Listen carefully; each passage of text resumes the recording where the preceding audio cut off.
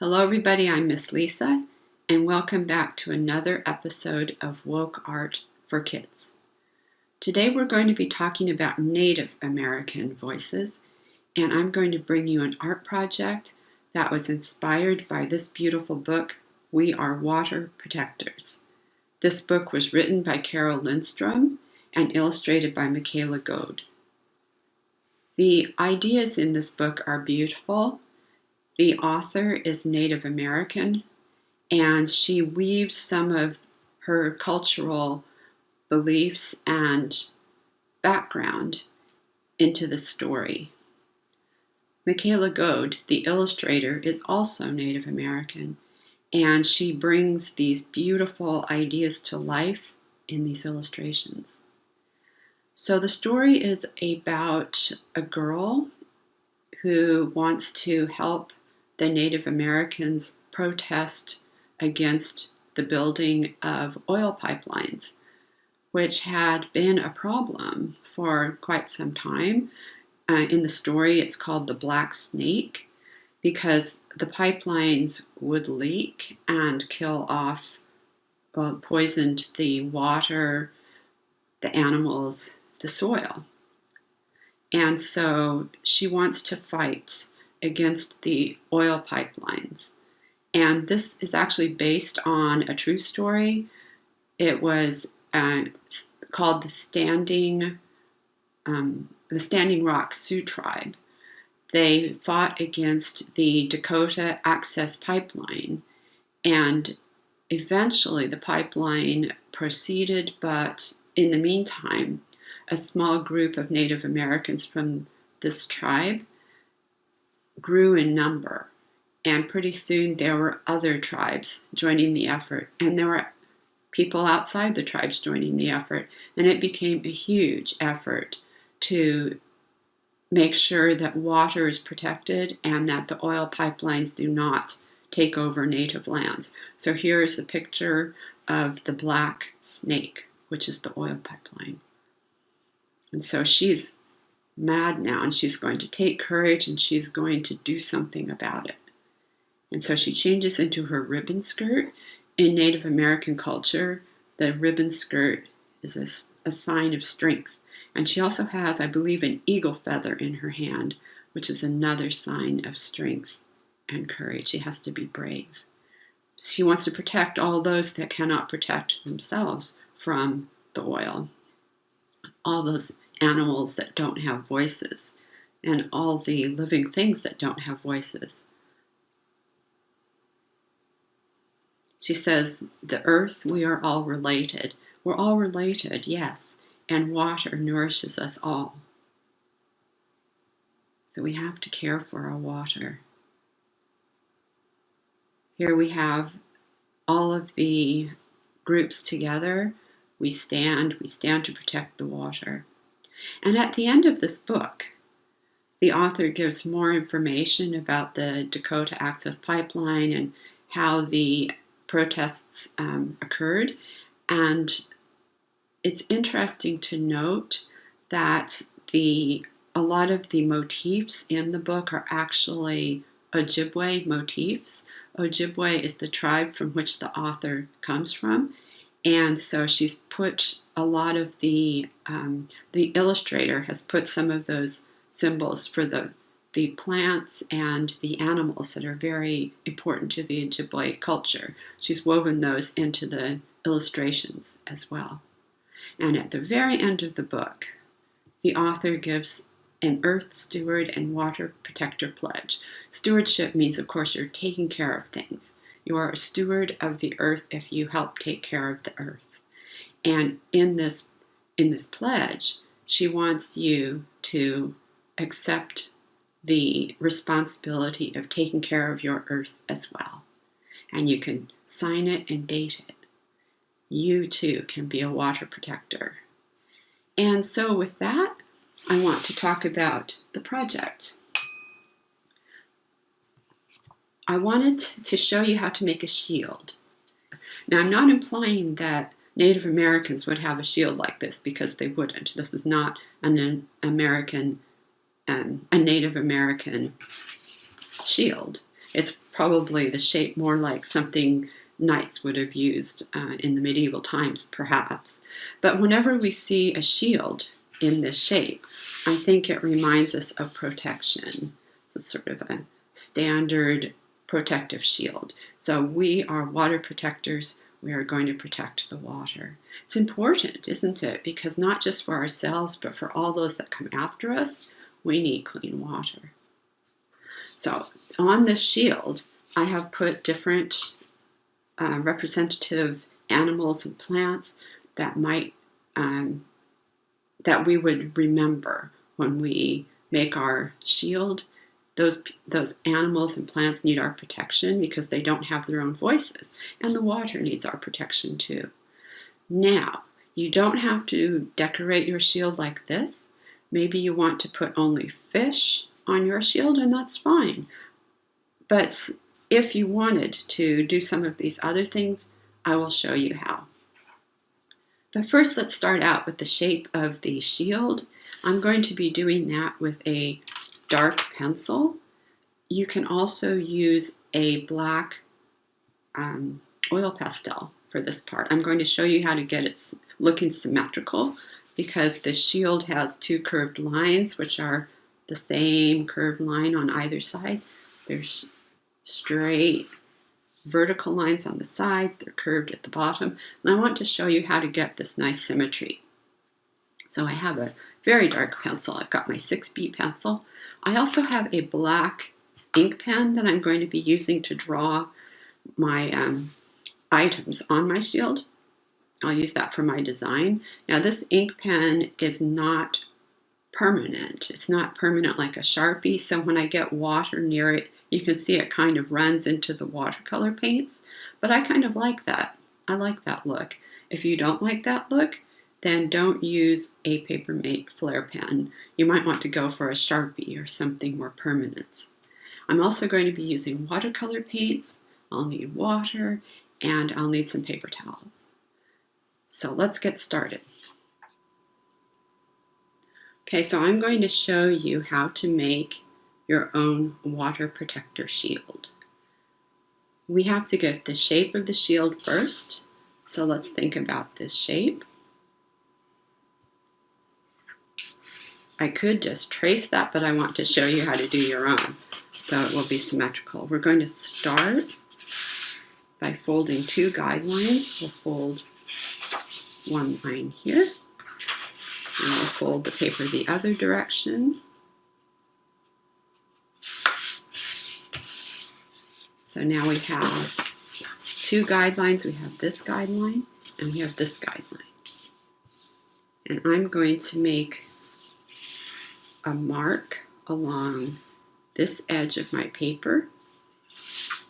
I'm going to put a little dot at the middle of my paper right on that guideline, and then I'm going to turn my paper this direction, and I'm going to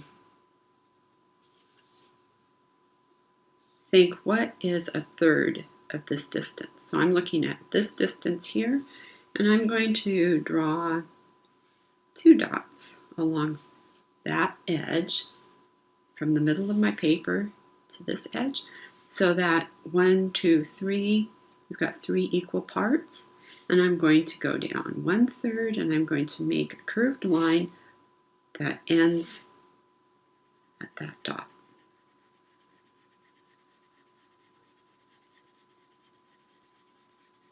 And this is my very dark pencil, my 6B pencil.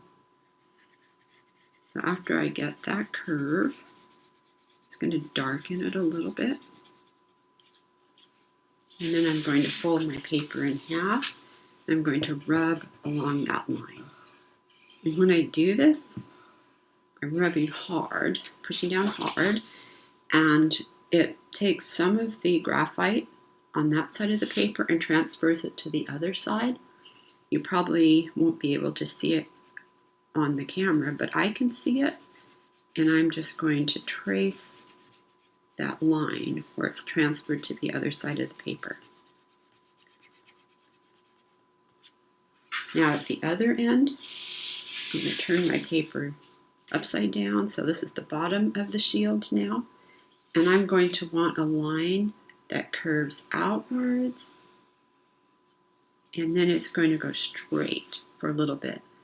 So if I turn this upside down, you see it comes outwards, and then it straightens up. So maybe from about here, I'm going to come out, and then curve around and straighten up to do the side of the shield. So I'm going to draw that line darker. And then I'm going to go even darker.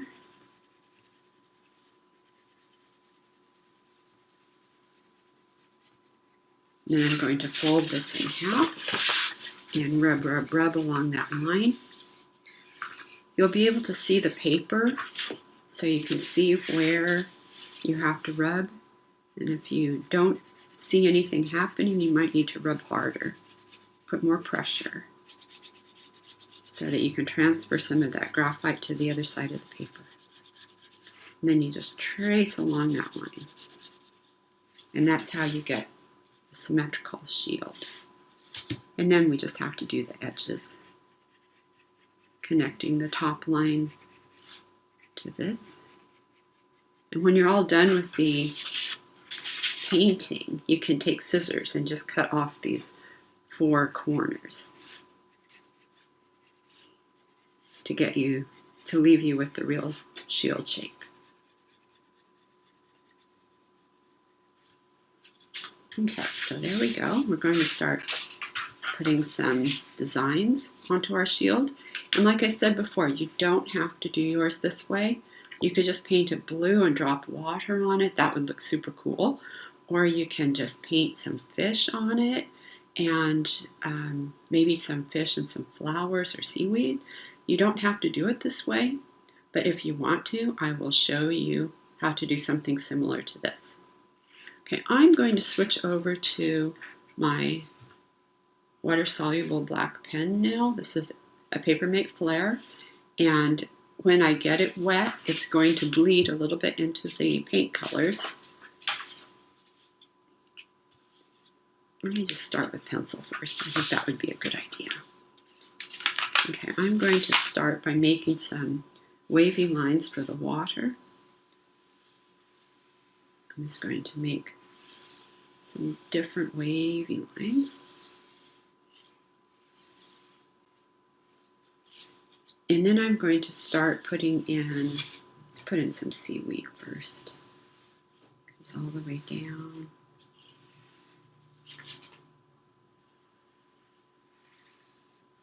So there's 2 kinds I've got in here. I've got wavy lines that have leaves on them, and I've got wavy lines that sort of go over each other to give this kind of seaweed. So they're either individual leaves like this, or they're double wavy lines. Okay. Then I've got, in this lower rectangle here, I've got a fish. And we can do the fish as a curved line. Give him a tail, a head, and some fins. I'm just going to go onto the pen now so that you can see it, because I know it's hard to see that pencil. We'll give a fin, tail, a fin, the head, a fin here. Now we're going to be doing this, the egret. The shape of the egret is like an oval with an S-shaped neck and a little head there. In this pose, the neck is S-shaped. Sometimes it's long and stretched out.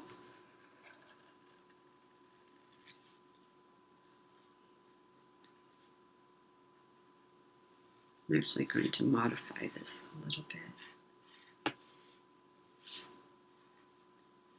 We don't have to worry about the feet because he's standing in the water.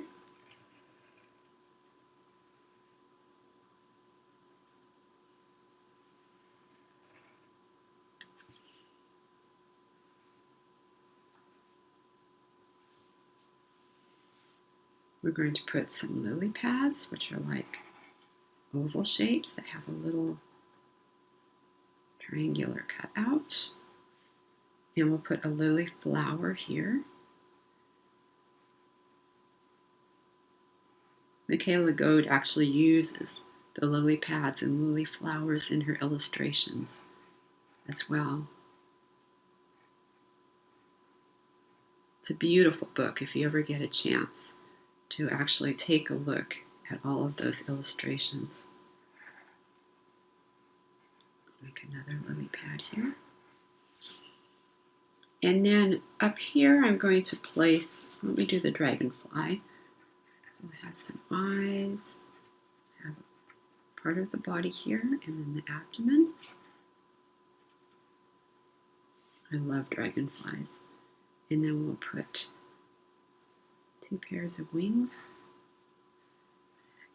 And then I'm just going to add some big leaves. So maybe these are hanging down from a tree above.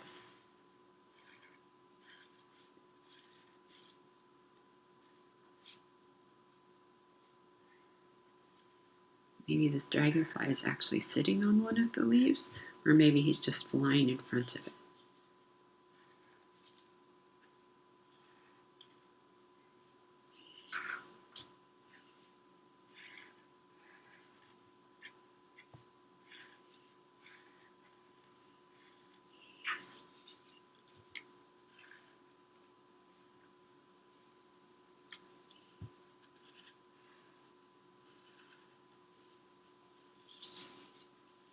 And I think I'm going to add the little snail because she says things that don't have their own voice.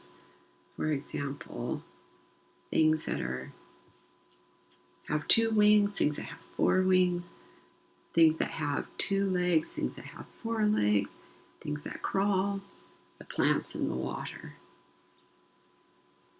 Basically, all of the things on our earth that give it life.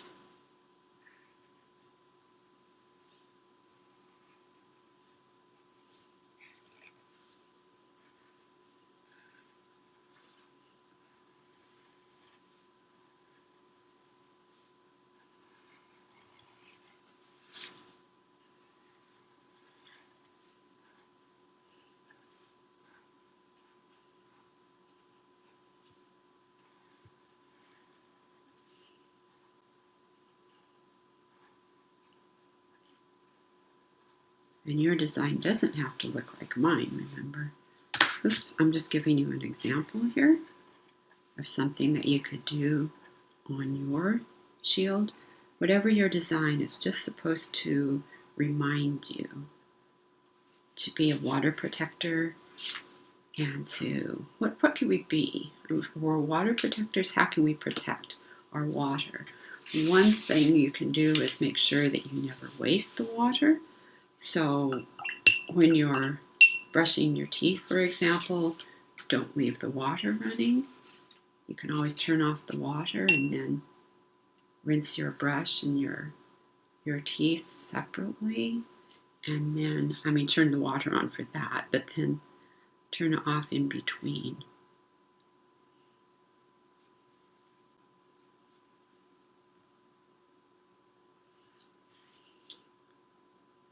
Another thing you can do is never pollute the water. Don't ever throw litter in the water,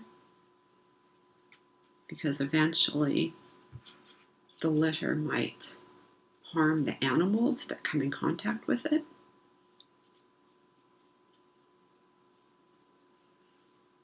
So I'm starting out with a sky because my egret is white, so I have to make color behind it for it to show up. I'm just putting some very light sky in here. Light because there's a lot of water and a little bit of paint. So it's going to make a light blue color. You can see if I put this much color in and then I take more water, I'll be able to move that color around easily. And it also lightens the blue. Now up here, I can put a little bit here behind the egret's neck.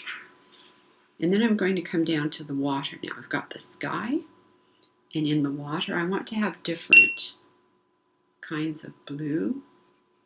And in this example here, I started out with a green blue, a blue green. And I did that by just taking some blue and putting it on my mixing palette, which is actually the lid of the paint tray, right? And then I take a little bit of green and mix that in. And then I can put that color on my painting.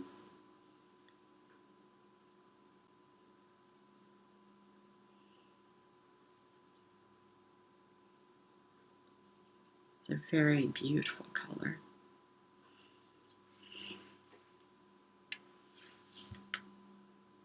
And again, if I want this color to move a bit better, I just put more water into it. And that lets it move easily across the paper. If you find that you have trouble moving your paints, try using a little bit more water.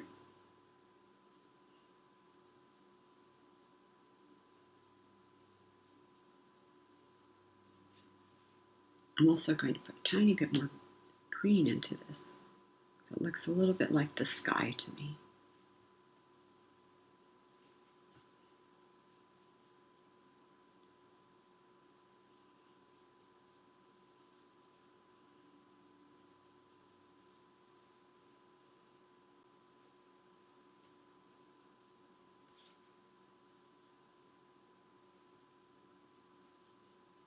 I like mixing the colors on the paper.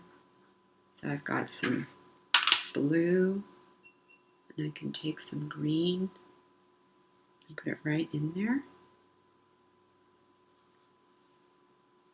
A little bit more water to move it around.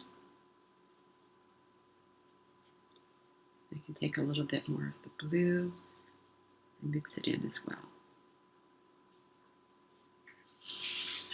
There's two ways you can mix colors. You can mix them, there's more than that, but for watercolors, if you have a palette, for example, the lid of your paint box, you can mix on the lid, or you can actually mix on the paper.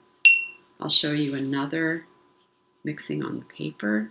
If we take water only and put that on the paper, I don't want to get too close to anything I've already painted because that'll make the paint run in between the wet part. But look, if I just touch the paintbrush to wet paper, it just moves the paint.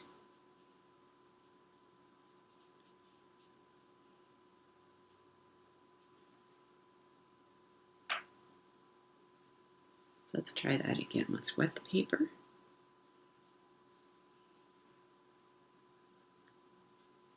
And we just pick up a little bit of blue and put it in there.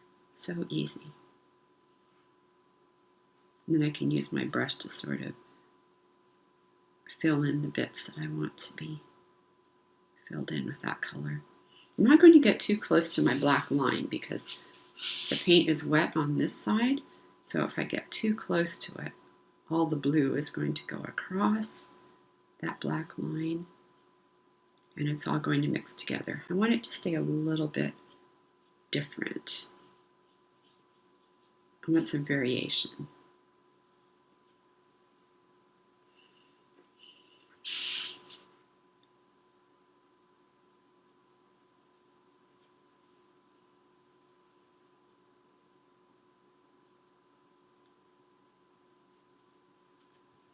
There's a part where it went right on through. That's okay though. That looks kind of cool. I'm going to come down here and pick up some purple now. Put some of that color in. And I'm going to go ahead and let some of the blue mix into the purple.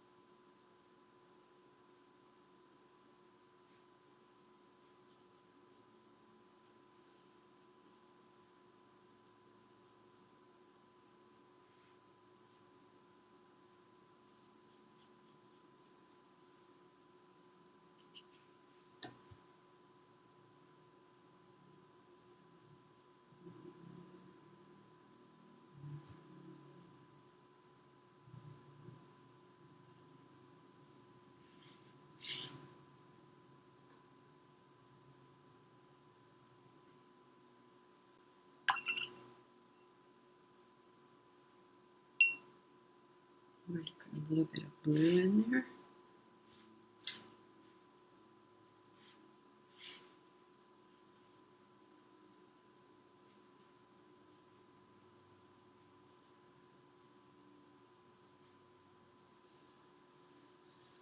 And I can pick up some of that extra paint by just pushing my paintbrush onto the paper towel to dry it off a little bit, and then go back into the paints.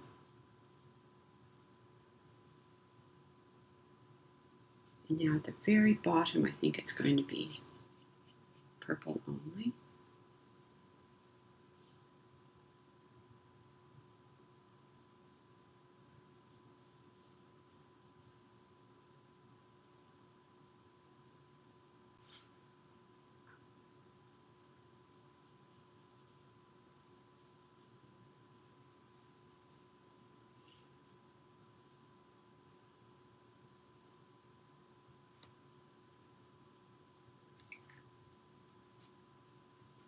And again, I'm just going to dry off this extra bit by pushing my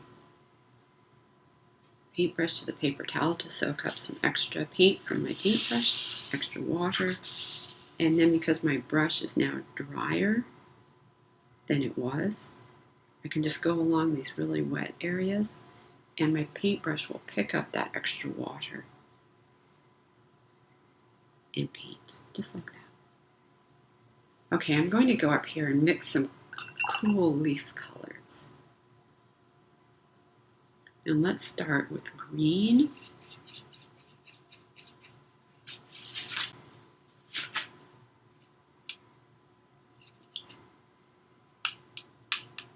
I'm putting some green on my palette here. And I'm going to make a dark green by mixing a little bit of red into it. Let me start by getting enough green.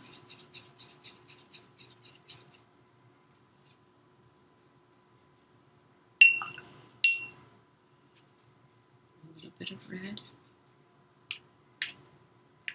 And it darkens that green nicely.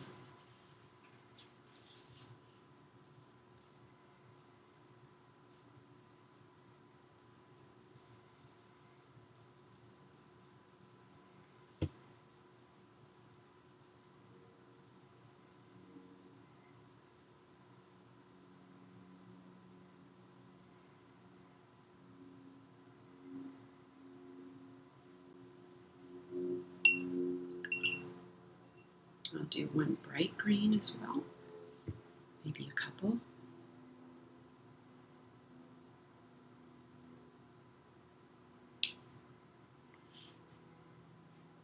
I like to have a lot of variation in my greens because there's definitely more than one green in nature, and it's fun mixing greens.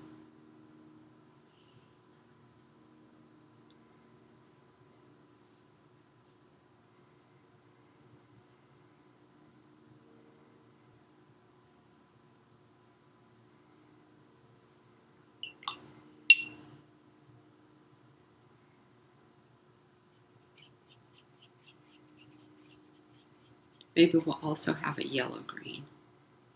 Pick up a little bit of green there.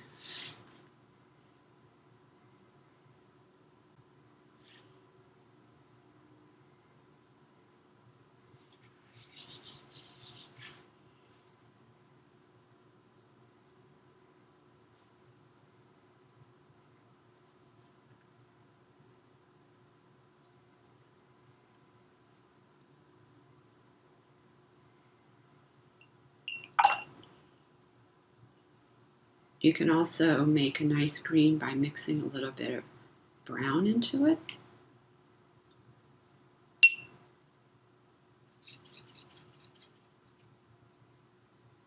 Sort of a golden green color.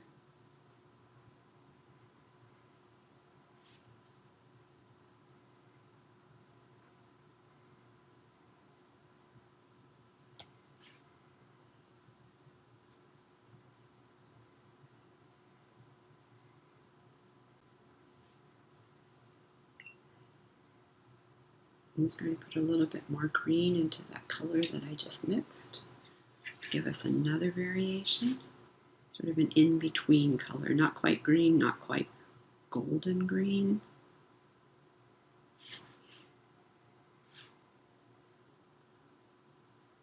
I think this is a good color for the lily pads. What do you think?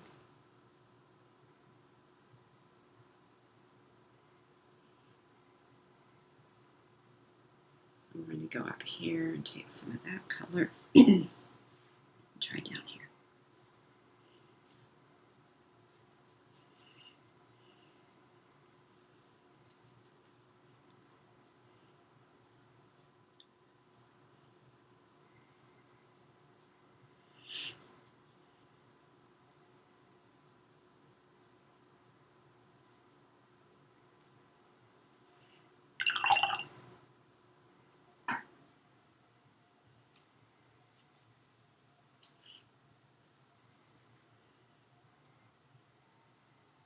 I'm just going to do the lily.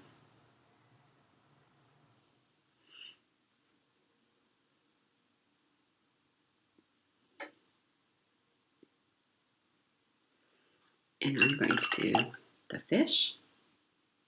I'm going to do the fish by mixing up some orange and just painting around the parts that I want to save as white. So this fish is going to be orange and white.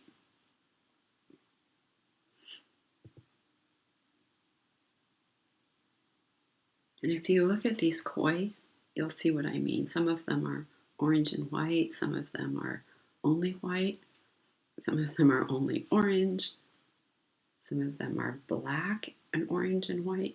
It's quite a variety. Okay, excuse me.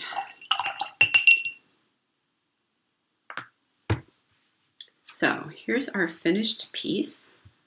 And after this dries, I can take scissors and cut off these two corners, get rid of those, cut off the top, get rid of those, and we're left with our water protector shield.